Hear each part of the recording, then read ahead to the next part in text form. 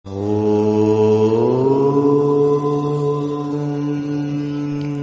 సాయినాథాయ నమః. శ్రీ సాయి సచ్చరిత్రము.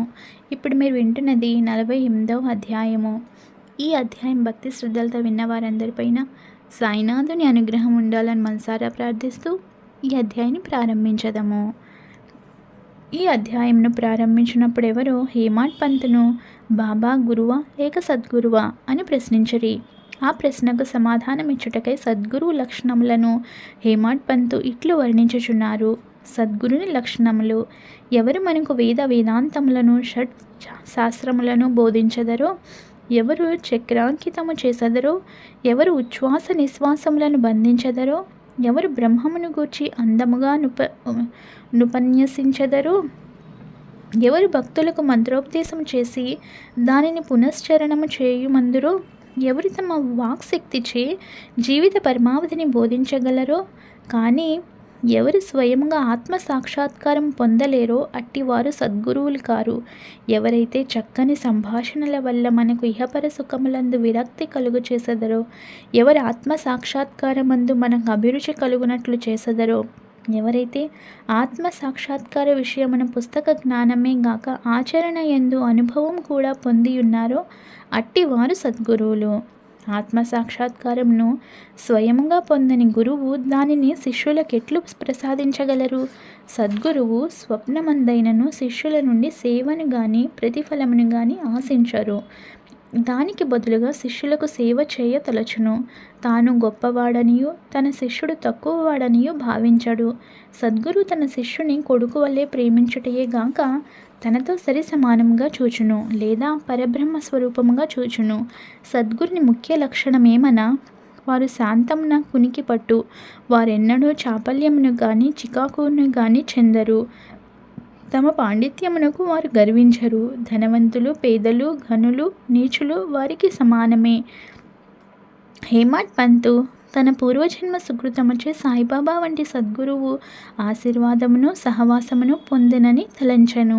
బాబా యవ్వనమందు కూడా ధనము కూడబెట్టలేదు. వారికి కుటుంబం కానీ, స్నేహితులు కానీ, ఇల్లు కానీ, ఎట్టి ఆధారం కానీ లేకుండెను. 18 ఏళ్ల వయసు నుండి వారు మనస్సును స్వాధీనమందుంచుకొనిరి. ఒంటరిగా నిర్భయముగా నుండెడివారు. వారెల్లప్పుడూ ఆత్మానుసంధానమందు మునిగి ఉండేడివారు. భక్తుల స్వచ్ఛమైన అభిమానమును చూచి వారి మేలు కొరకేవైనా చేయుచుండెడివారు. ఈ విధముగా వారు తమ భక్తులపై ఆధారపడి ఉండేడివారు. వారు భౌతిక శరీరంతోనున్నప్పుడు తమ భక్తులకు ఏ అనుభవములనిచ్చుచుండిరో అట్టివి వారు మహాసమాధి చెందిన పిమ్మట కూడా వారిపైన ఆధారపడిన భక్తులకు ఇప్పటికీ వసుగుచున్నారు. అందుచే భక్తులు చేయవలసినది ఏమన్నా, భక్తి విశ్వాసములనడు హృదయ దీపమును సరిచేయవలెను. ప్రేమయను ఒత్తిని వెలిగించవలెను.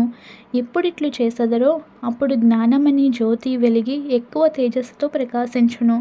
ప్రేమ లేని జ్ఞానము ఉత్తిది. అట్టి జ్ఞానం ఎవరికీ అక్కరలేదు. ప్రేమ లేనిచో సంతృప్తి ఉండదు. కనుక మనకు అవిచ్ఛిన్నమైన అపరిమిత ప్రేమ ఉండవలెను. ప్రేమను మనమెట్లు పొగడగలము?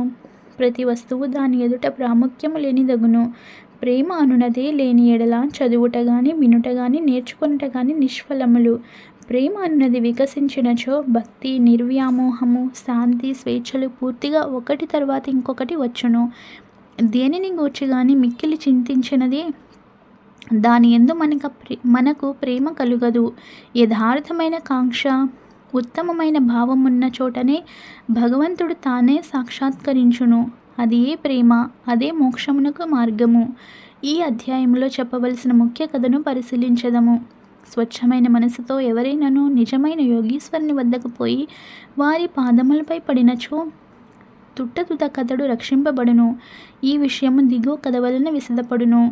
సేవడే షోలాపూర్ జిల్లా అక్కలకోట నివాసి సపత్నేకర్ న్యాయ పరీక్షకు చదువుచుండెను. తోటి విద్యార్థి సేవడే అతనితో చేరెను. ఇతర విద్యార్థులు కూడా గుమిగూడి తమ పాఠముల జ్ఞానము సరిగా నున్నది లేనిది చూచుకొని చుండిరి. ప్రశ్నోత్తరముల వలన సేవడేకు ఏమీ రానట్లు తోచెను. తక్కిన విద్యార్థులు అతనిని వెక్కిరించిరి. అతడు పరీక్షకు సరిగా చదవకపోయినను తన యందు సాయిబాబా కృపయుండుటచే ఉత్తీర్ణుడగుదనని చెప్పెను. అందుకు సపత్నేకర్ ఆశ్చర్యపడెను. సాయిబాబా ఎవరు? వారి నీల అంత పొగుడుచున్నావు అని అడిగాను. అందువలన సేవడే ఇట్లా నేను షిరిడీ మసీదులో ఒక ఫకీరు గలరు. వారు గొప్ప సత్పురుషులు, యోగులు. ఇతరులున్నను వారు అమోఘమైన వారు. పూర్వజన్మ సుకృతమున్న గాని మనము వారిని దర్శించలేము. నేను పూర్తిగా వారిని నమ్మి ఉన్నాను. వారు పలుకున్నది ఎన్నడూ అసత్యము కానేరదు. నేను పరీక్షలో తప్పక ఉత్తీర్ణుడగుదునని వారు నన్ను ఆశీర్వదించి ఉన్నారు. కనుక వారి కృపచే తప్పక చివరి పరీక్ష యందు ఉత్తీర్ణుడయ్యదనని అనెను. సపత్నేకర్ తన స్నేహితుని ధైర్యమునకు నవ్వెను. వానిని బాబాను కూడా వెక్కిరించెను. సపత్నేకర్ దంపతులు. సపత్నేకర్ న్యాయ పరీక్షల్లో ఉత్తీర్ణుడయ్యను. అక్కలకోటలో వృత్తిని ప్రారంభించి అచట న్యాయవాది ఆయను. 10 సంవత్సరముల పిమ్మట అనగా 1913లో వానికి గల ఒకే కుమారుడు గొంత వ్యాధితో చనిపోయాను. అందువలన అతని మనస్సు వికలమయ్యను. పండరీపురము, గాణ్గాపురము మొదల పుణ్యక్షేత్రములకు యాత్రార్థము పోయి శాంతి పొందవలని అనుకొనెను. కానీ అతనికి శాంతి లభించలేదు. వేదాంతము చదివెను, కానీ అది కూడా సహాయపడలేదు. అంతలో సేవడే మాటలు అతనికి బాబా యందు గల భక్తియు జ్ఞప్తికి వచ్చెను. కాబట్టి తాను కూడా షిరిడీకి పోయి శ్రీ సాయిని చూడవలని అనుకొనెను. అతడు తన సోదరుడు పండితరావుతో షిరిడీకి వెళ్ళెను. దూరం నుండి బాబా దర్శనం చేసి సంతసించెను. గొప్ప భక్తితో బాబా వద్ద కేగి ఒక టెంకాయ నచ్చట పెట్టి బాబా పాదములకు సాష్టాంగ నమస్కారం చేసెను. బయటకు పొమ్ము అని బాబా అరిచెను. సపత్నేకర్ తల వంచుకొని కొంచెం వెనుకకు జరిగి అచ్చట కూర్చుండెను. బాబా కటాక్షమును పొందుటకెవరి సలహానైనా తీసుకొనుటకు యత్నించెను. కొందరు బాలాషింపి పేరు చెప్పిరి. అతని వద్దకు పోయి సహాయమును కోరెను. వారు బాబా ఫోటోలను కొని బాబా వద్దకు మసీదుకు వెళ్ళిరి. బాలాషింపి ఒక ఫోటోను బాబా చేతిలో పెట్టి ఎవరిదని అడిగాను. దానిని ప్రేమించు వారిదని బాబా చెప్పుచు సపత్నేకర్ వైపు చూపెను. బాబా నవ్వగా నచటి వారందరూ నవ్విరి. బాల ఆ నవ్వు యొక్క ప్రాముఖ్యం ఏమని బాబాను అడుగుచు సపత్నేకర్ దగ్గరకు జరిగి బాబా దర్శనం చేయమనెను. సపత్నేకర్ బాబా పాదములకు నమస్కరించగా బాబా తిరిగి వెడలిపొమ్మని అరిచెను. సపత్నేకర్కి ఏమి చేయవలెనో తోచకుండెను. అన్నదమ్ములిద్దరూ చేతులు జోడించుకొని బాబా ముందు కూర్చుండిరి. మసీదు ఖాళీ చేయుమని బాబా సపత్నేకర్ను ఆజ్ఞాపించిరి. ఇద్దరు విచారంతో నిరాశ చెందిరి. బాబా ఆజ్ఞను పాలించవలసి ఉండుటచే సపత్నేకర్ షిరిడి వేడువవలసి వచ్చెను. ఇంకొకసారి వచ్చినప్పుడైనా దర్శనం ఇవ్వవలెనని అతడు బాబాను వేడెను. సపత్నేకర్ భార్య 1 సంవత్సరము గడిచెను. కానీ అతని మనసు శాంతి పొందకుండెను. అతడు గాణ్గాపురం వెళ్ళెను, కానీ అశాంతి హెచ్చెను. విశ్రాంతికై మాడేగాం వెళ్ళెను. తుదకు కాశీ వెళ్ళుటకు నిశ్చయించుకొనెను. బయలుదేరుటకు 2 దినములకు ముందు అతని భార్యకు ఒక స్వప్న దృశ్యము కనపడెను. స్వప్నంలో ఆమె నీళ్ల కొరకు కుండ పట్టుకుని లకట్షా బావికి పోవుచుండెను.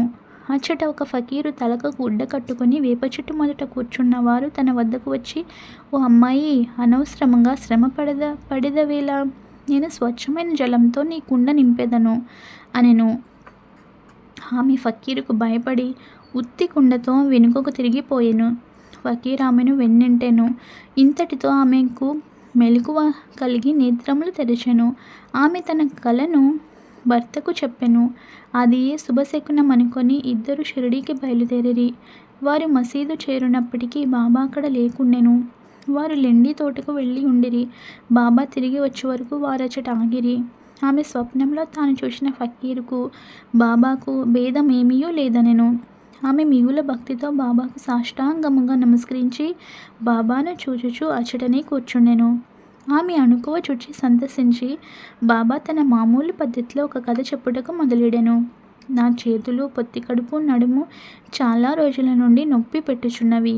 నేను అనేక ఔషధములు పుచ్చుకొంటిని, కానీ నొప్పులు తగ్గలేదు. మందులు ఫలమీయకపోవటచే విసుగు చెందితిని, కానీ నొప్పులన్నీ ఇచ్చుట వెంటనే నిష్క్రమించుటకు ఆశ్చర్యపడుచుంటిని అనెను. పేరు చెప్పనప్పటికీ ఆ వృత్తాంతమంతయు సపత్నేకర్ భార్యదే. ఆమె నొప్పులు బాబా చెప్పిన ప్రకారము త్వరలో తగ్గిపోవుటచే ఆమె సంతసించెను. సపత్నేకర్ ముందుగా పోయి దర్శనం చేసుకొనెను. మరలా బాబా బయటకు పొమ్మనెను. ఈసారి అతడు మిక్కిలి పశ్చాత్తాపడి ఎక్కువ శ్రద్ధతో ఉండెను. ఇది బాబాను తన పూర్వం నిందించి ఎగతాళి చేసిన దాని ప్రతిఫలమని గ్రహించి దాని విరుగుడు కొరకు ప్రయత్నించుచుండెను.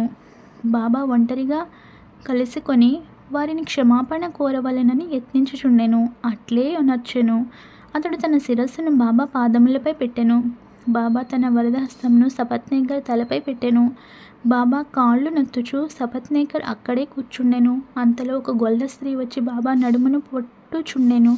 బాబా ఒక కోమటి గూర్చి కథ చెప్పదొడంగెను. వాని జీవితంలోని కష్టములన్నీ వర్ణించెను. అందులో వాని ఒకే కొడుకు మరణించిన సంగతి కూడా చెప్పెను. బాబా చెప్పిన కథ తనదే అని సపత్నేకర్ మిక్కిలి ఆశ్చర్యపడెను. బాబాకు తన విషయములన్నీ తెలియుటచే విస్మయం అందెను. బాబా సర్వజ్ఞుడని గ్రహించెను. అతడు అందరి హృదయముల గ్రహించుననెను. ఈ ఆలోచనలు మనసున మెదలుచుండగా బాబా ఆ గొల్ల స్త్రీకి చెప్పుచున్నట్లే నటించి సపత్నేకర్ వైపు చూచి ఇట్లనెను. వీడు తన కొడుకును నేను చంపితినని నన్ను నిందించుచున్నాడు. నేను లోకుల బిడ్డలను చంపెదనా? ఇతడు మసీదునకు వచ్చి ఏడ్చుచున్నాడేలా? అదే బిడ్డను వీని భార్య గర్భములోనికి మరల తెచ్చెదను. ఈ మాటలతో బాబా అతని తలపై హస్తమంచి ఓదార్చి ఇట్లనియే, ఈ పాదములు ముదుసలవి, పవిత్రమైనవి. ఇక నీ కష్టములు తీరిపోయినవి. నా యందే నమ్మకముంచుము. నీ మనోభీష్టములు నెరవేరును. సపత్నేకర్ మైమర్చెను. బాబా పాదములను కన్నీటితో తడిపెను. తరువాత తన బసకు పోయెను. సపత్నేకర్ పూజా సామాగ్రిని అమర్చుకొని నైవేద్యంతో మసీదుకు భార్యతో పోయి ప్రతిరోజు బాబాకు సమర్పించి వారి వద్ద ప్రసాదం పుచ్చుకొని చుండెడివాడు. ప్రజలు మసీదులో గుమిగూడి ఉండేవారు. సపత్నేకర్ మాటిమాటికి నమస్కరించుచుండెను. ప్రేమ వినయములతో ఒక్కసారి నమస్కరించినా చాలునని బాబా నుడివెను. ఆనాడు రాత్రి సపత్నేకర్ బాబా చావిడి ఉత్సవమును చూచెను. అందు బాబా పాండురంగని వలె ప్రకాశించెను. ఆ మరుసటి దినం ఇంటికి పోవునప్పుడు బాబాకు మొదట ₹1 దక్షిణ ఇచ్చి తిరిగి అడిగినచో ₹2 లేదనక ఇవ్వవచ్చునని సపత్నేకర్ అనుకొనెను. మసీదుకు పోయి ₹1 దక్షిణ ఇవ్వగా బాబా ఇంకొక కూడా అడిగాను.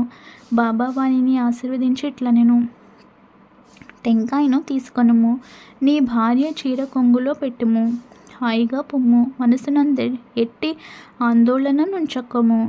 అతడు అట్లే చేసెను. 1 సంవత్సరంలో కొడుకు పుట్టెను. 8 మాసముల శిశువుతో భార్యాభర్తలు షిరిడీకి వచ్చి ఆ శిశువును బాబా పాదములపై పెట్టి ఇట్లు ప్రార్థించిరి. ఓ సాయి, నీ బాకీని ఇట్లా తీర్చుకొనగలము? మాకు తోచకున్నది కనుక మీకు సాష్టాంగ నమస్కారం చేయుచుంటిమి. నిస్సహాయుల మగుటచే మమ్ము ఉద్ధరించవలసినది. ఇక మీదట మేము మీ పాదములనే ఆశ్రయించదము గాక.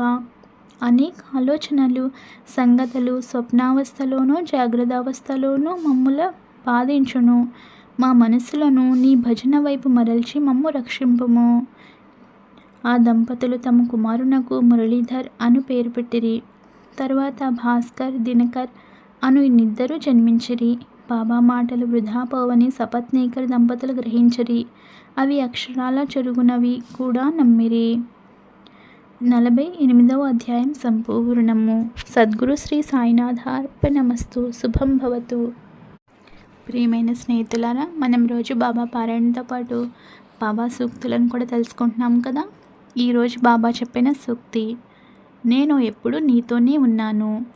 నీవు ఆహారం తీసుకొనటకు ముందు నాకు సమర్పిస్తున్నావా? నీ ఆలోచనలు, అనుమానములు, అశాంతి తొలగిపోయినవా? దేవుని యందు నమ్మకము కలవారిని ఆయన తప్పక రక్షించును. ఆ పుస్తకము నీ వద్ద భద్రపరచుము అని చెప్పుచున్నారు. మై డియర్ ఫ్రెండ్స్, ఈ వీడియో కనుక మీకు నచ్చినట్లయితే ప్లీజ్ లైక్ చేయండి, షేర్ చేయండి, అలాగే సబ్స్క్రైబ్ చేసుకోండి. ప్లీజ్ సపోర్ట్ చేయండి. Thank you for watching this video.